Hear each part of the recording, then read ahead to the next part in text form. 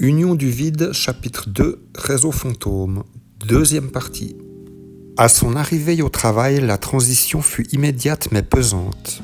Devant Elodie, sur des écrans distincts, se déployaient les interfaces manipulables des deux réseaux. L'un, l'infranet, fluide et omniprésent, semblait la suivre depuis la maison. Messages, discussions, réactions des utilisateurs analysables instantanément. Tianluo, le réseau du pacte, dense et structuré, révélait des hiérarchies, forums, transactions, doctrines religieuses. Tout se déployait sur ces écrans avec une rigueur glaciale. L'Union y exploitait discrètement des failles, manipulait certaines données et observait les réactions. Mais derrière les hiérarchies et les doctrines, Elodie distinguait autre chose, des voix, des croyances, des liens. Des gens. Elle referma le fichier. Elle n'idéalisait ni l'Union ni le pacte. Elle voyait les deux systèmes pour ce qu'ils étaient, des instruments de contrôle chacun à sa manière. Et pourtant, elle devait jouer son rôle avec précision, rendre les courants d'opinion cohérents, invisibles et convaincants. Elle se mit au travail, jonglant entre les messages et directives de l'Union d'un côté, les structures et croyances du pacte de l'autre. Chaque modification, chaque insertion de données, chaque ajustement laissait une trace discrète dans son esprit. Elle avait appris à vivre avec. Tianluo n'avait rien à voir avec les flux frivoles et les écrans brillants de l'infranet.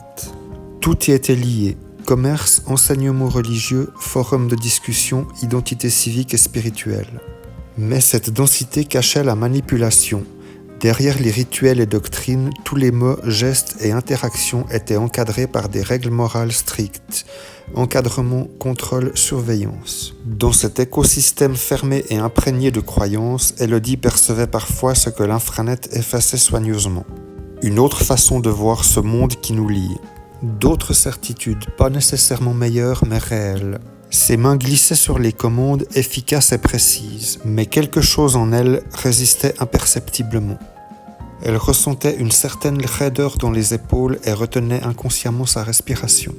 Chaque donnée insérée était un pas sur le fil fragile qui séparait obéissance apparente et lucidité intérieure. Elle avançait ainsi les yeux ouverts.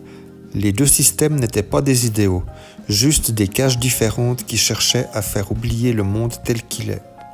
Le pacte dénonçait la décadence morale de l'Union. L'Union dénonçait l'autoritarisme du pacte. Propagande contre propagande. Elodie faisait partie de la mécanique. Fin du 6e épisode. Elodie suit les ordres de l'Union avec discipline, mais une lueur de doute est apparue. Ce qu'elle croyait être la seule vérité est en train de se fissurer. La véritable lutte se jouera derrière les apparences.